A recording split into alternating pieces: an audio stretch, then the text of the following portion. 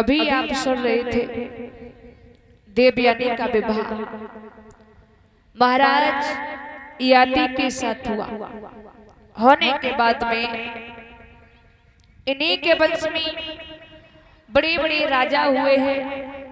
यदु के वंश में पुनवंश हुए हैं, जिनके 2 जुड़वा संतान उत्पन्न हुई है और एक लड़का हुआ, एक लड़की हुई है। लड़का का नाम हुआ है आहुक और लड़की का नाम पड़ा है आहुकी। महाराज आहुकी नाम की जो लड़की थी उसका विवाह अवंतीपुर उज्जैन में किया गया था। आहू का विवाह काशी राज की बेटी काश्या के साथ हुआ था। महाराज इन काश्या के 2 बालक उत्पन्न हुए हैं, देवक और उग्रसेन।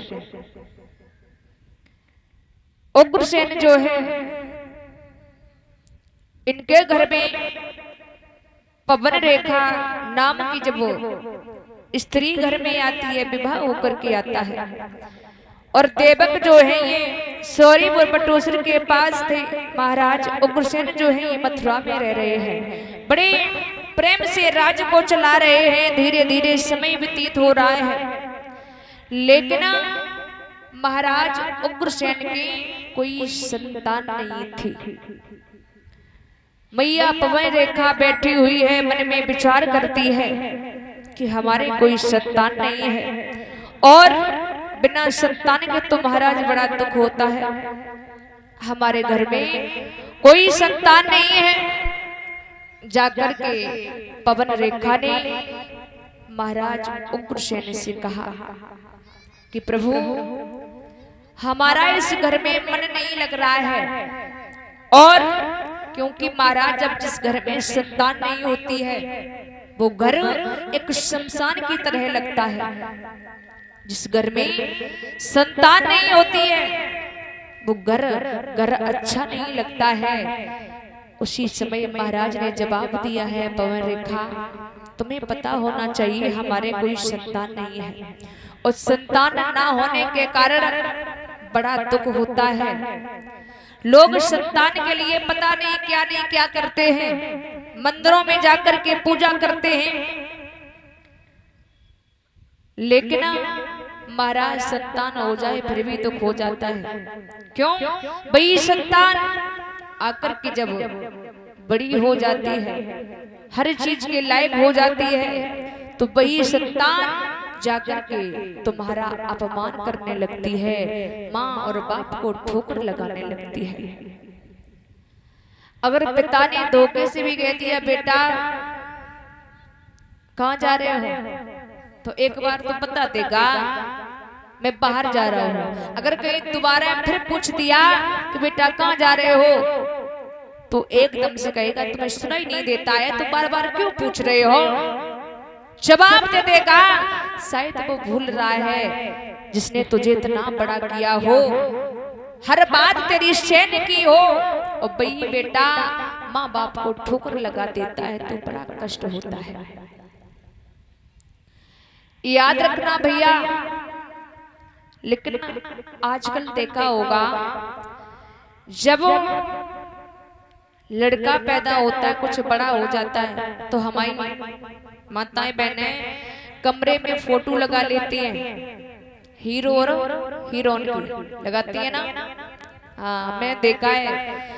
तो लड़का पूछेगा ये बताओ मम्मी जी ये कौन है, बोली बॉम्बे की हीरोइन है। पिता से पूछा पिताजी ये कौन है, बोले बॉम्बे के हीरो है। तो शायद याद रखना अगर वो बेटा बॉम्बे का हीरो नहीं बन पाया तो गलियों का जरूर बन जाएगा। पाउडर डाल के गली में खूब चक्कर लगाएगा। तो महाराज इस गली में चक्कर लगाने से उद्धार नहीं होगा जब तक भगवान की शरण में नहीं जाओगे, अच्छा कार्य नहीं करोगे। किसी से गलत शब्दों का उच्चारण मत करना, क्योंकि गलत हुआ करता है।